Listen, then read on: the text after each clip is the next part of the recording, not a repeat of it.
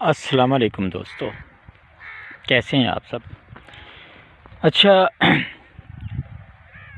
इस वीडियो में आज हम आपको ये बताना चाहते हैं कि बग़ैर दवाओं के सेहतमंद कैसे रहा जा सकता है। क्योंकि हमारे दोस्तों ने, हमारे बुज़ुर्गों ने, जो हमारे मुखलिस बुज़ुर्ग हैं, उन्होंने एक तहकीक की है और वो तहकीक बिल्कुल सच है, सही है कि दवाएं जो हैं ये मर्ज़ ख़त्म नहीं करती, बल्कि कुछ वक्त के लिए वो जो मर्ज़ होती है उससे जो तकलीफ़ हो रही होती है उस तकलीफ़ को कम कर देती हैं। एहसास नहीं रहता उस तकलीफ़ का और हम समझते हैं कि मर्ज़ नहीं रही। ऐसा ही केस एक हमारे पास आया, तजर्बा किया गया। एक मरीज़ जो अक्सर बीमार रहते थे,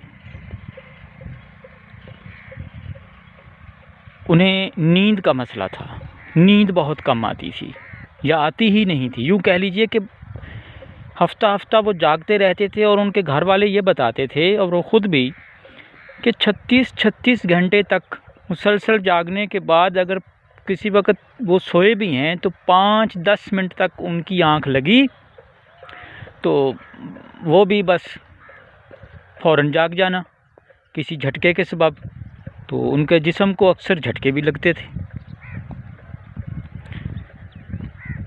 हमने उनकी तशख़ीस की और उनका जो इलाज था वो शुरू कर दिया।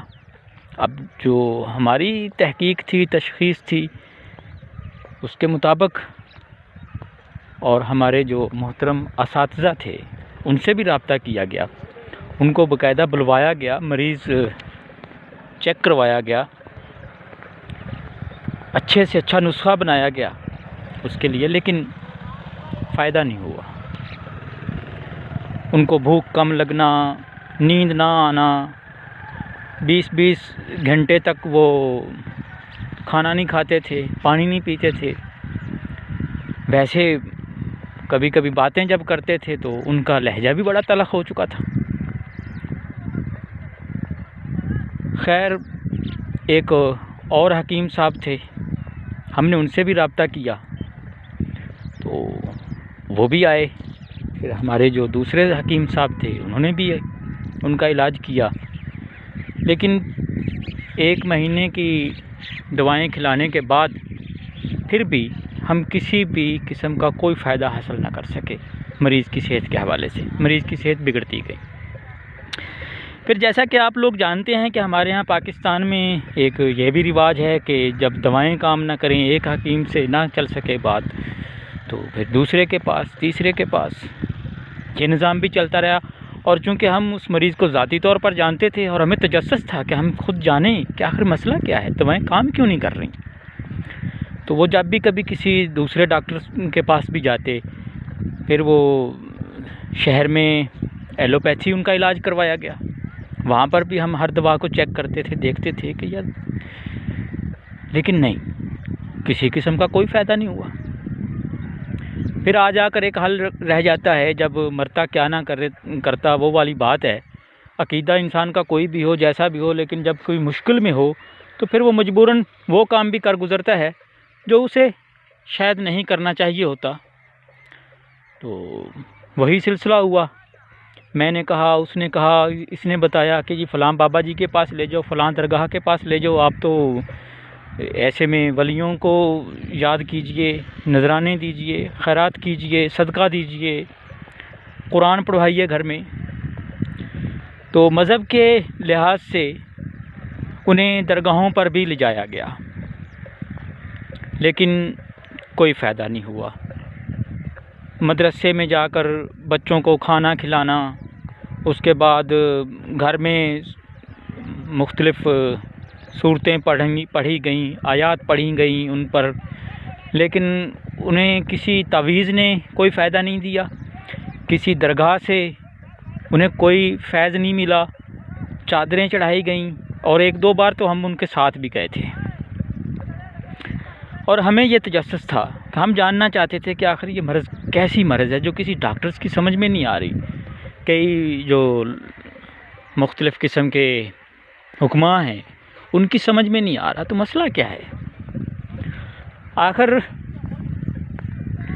एक दोस्त थे हमारे, उनसे हमने बात की उन्हीं के मुतल्लक़, और उनके रिश्तेदार अहबाब जो थे वो भी मुख्तलिफ़ जगह से पता करते रहते थे, लेकिन कोई भी इलाज, कोई भी दवा बेसूद। मैं अपनी बात जारी रखूँगा, आप ये फसल देख लीजिए।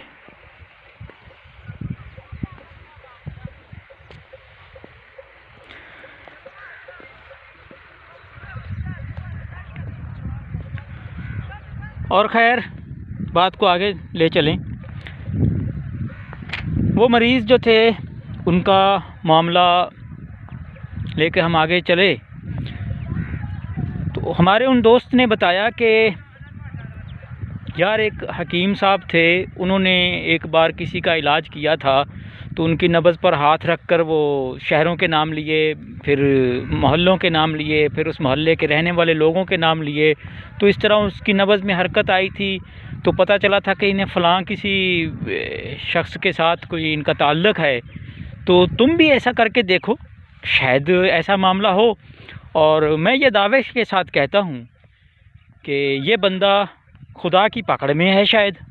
और हालांकि ऐसा हम कैसे कह दें, किसी के लिए भी ये कहना अच्छी बात तो नहीं है, लेकिन फिर सोचा कि शायद ऐसा हो कि, लेकिन यार उनके घर में कुरान भी पढ़ा जाता है और वो खैरात भी कर रहे हैं, सदका भी दे रहे हैं, तो सदक़े तो हैं, वो तो बलाओं को टाल देते हैं, तो फिर ऐसा क्या मामला है। हमें ये बड़ा ना लगा कि हमें ये जानना चाहिए। हमने ये जानने के लिए फिर उसके रिश्तेदारों से थोड़ी सी तहकीक की, तो हमारे इल्म में ये बात आई कि उनके अपने कज़न थे, एक उनके चचाजाद भाई, उनके साथ कुछ नचाकी चल रही है, और अपनी बहन उनके साथ भी उनकी नचाकी चल रही है। आप ये फसल भी देख लीजिए। ये आपसे पूछा जाएगा इसके मुतल्लक़ कि ये क्या था। ये गंदम बीजी हुई है, अभी छोटी है। तो नतीजा ये निकला, हमारे दोस्त ने हमें मशवरा दिया कि आप इनको इस बात पे कायल करो कि ये अपनी चचाजाद भाई को, अपनी बहन को, और जितने भी इसके रिश्तेदार हैं जिनके मुतल्लक़ इनके दिल में कुछ ऐसा है, ये उनकी वजह से परेशान है, ये उनको माफ़ कर दें। ये उनके मुतल्लक़ जो है ना बहुत बुरा सोचते हैं, बहुत बुरा गुमान रखते थे, कोई इंतकामी सोच रखते थे, हसद गुस्सा इनके दिल में है, लेकिन उनका कुछ बिगाड़ भी नहीं सकते थे। तो ये उस वजह से बीमार हैं। उन्हीं वजह से इनके अंदर जो है ना, इनके मैदे में सलवटें पड़ना शुरू हुई, उसके बाद भूख लगना कम हुई, उसके बाद जिगर ने काम करना छोड़ा। तो ये सारी बीमारी इस वजह से हुई है। और हो सकता है ये बेकसूर हूँ, वो कसूरवार हूँ, लेकिन फिर भी अगर ये माफ़ी उनको दे दें, माफ़ कर दें, तो इनका बड़ा फ़ायदा होगा। और उसके बाद ये माफ़ी मांग भी लें। अगर इन्हें ऐसा लगता है कि माफ़ी मांगने से इनको कुछ फ़र्क पड़ता है, तो इनको यकीन दिलाया जाए कि माफ़ी मांगने से और माफ़ करने से इनका कोई नुकसान नहीं होगा। किस्सा मुख्तसर कि ऐसा ही किया गया, तो उस बंदे की सेहत में बेहतरी आना शुरू हो गई। उसके बाद नाजरीन, मैं अपने उस दोस्त के पास गया और मैंने फिर इस बात पर तहकीक करना शुरू की। तो मेरे इल्म में जो बातें आईं, मैं वो आप लोगों से शेयर करना चाहता हूँ कि जब इंसान माफ़ करने का तहिया कर लेता है ना, तो यकीनन उसके दिल में उनका ख्याल भी आता है जिनको उसकी वजह से तकलीफ़ पहुंची होती है, तो फिर वो उनसे भी माफ़ी मांगता है। और माफ़ करने और माफ़ी मांगने का मतलब ये होता है कि इंसान अपनी गलती तस्लीम कर लेता है, और जब इंसान ये कर लेता है तो उसके जो पट्टे होते हैं इंसान के दिमाग के हों, मैदे के हों, इंसान के जो अंदर की जो तबीयत है वो हशाश बशाश हो जाती है, वो खिल उठती है, उसके अंदर एक नई जान आ जाती है। जो खिंचाव पैदा हुआ होता है ना गुस्से, इंतकाम और हसद के सबब, वो ख़त्म हो जाता है। और फिर हमारे दोस्त ने हमें बताया कि इंसान चूँकि तख्लीक है रब की, तो रब जो है वो बेहतर जानता होता है इंसान के मुतल्लिक़, वो सही रहनुमाई जानता है, करता है और बताता भी है।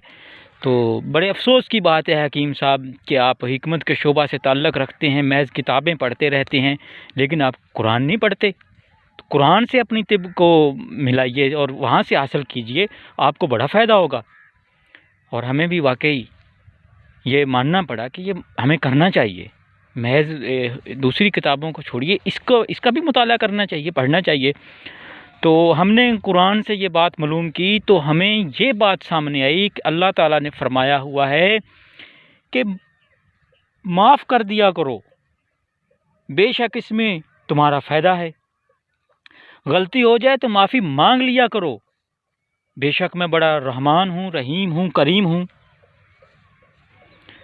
तो साबित ये हुआ कि किसी को माफ़ करना से या किसी से माफ़ी मांग लेने से इंसान किसी पर कोई एहसान नहीं करता, बल्कि अपने ही फ़ायदे में रहता है, और इसमें फ़ायदा ही फ़ायदा है। तो ये नुस्खा मेरे हाथ लगा।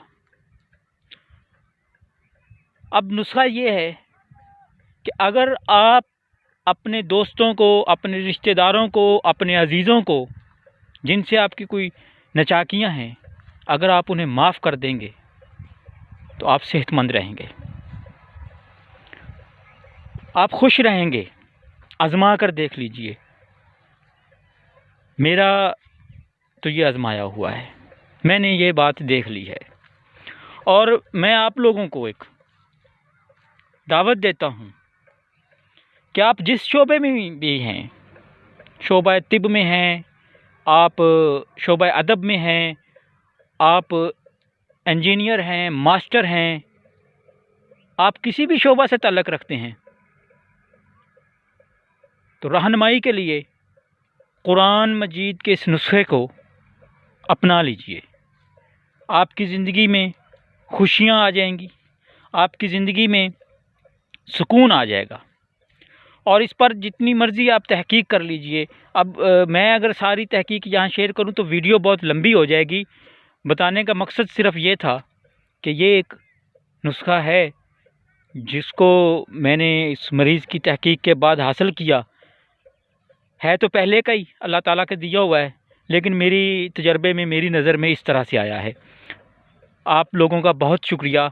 और अब मैं आप लोगों से ये जानना चाहूँगा कि वहाँ रास्ते में आते हुए एक फ़सल दिखाई आपको जहाँ मज़दूर काम कर रहे थे, अगर आप ये बता दें कि वो कौन सी फ़सल थी, और बताने के बाद हमारे व्हाट्सएप नंबर पर आप मैसेज कर दीजिएगा, जो कि है 0345 9, जो कि 0345 है, और 490 36 82। ये हमारी वीडियो ना तो एडिटिंग की है हमने, ना ही हम इसमें कोई किसी किस्म का वो मसनूई सीन आपको दिखा रहे हैं। हमारा मकसद था कि एक ऐसा नुस्खा दिया जाए आपको जिसमें कोई पैसा नहीं लगता, कोई दवा नहीं है। तो इसी तरह आपको वीडियो भी कुदरती मनाज़र के सामने जो जैसे हैं वैसा ही दिखाया जाए। तो आप लाजमी बताइएगा और सामने देख लीजिए कि ये क्या है। इसको पंजाबी में धड़ बोलते हैं और इसके अंदर होता है भूसा। ये तो आपको पता लग ही गया।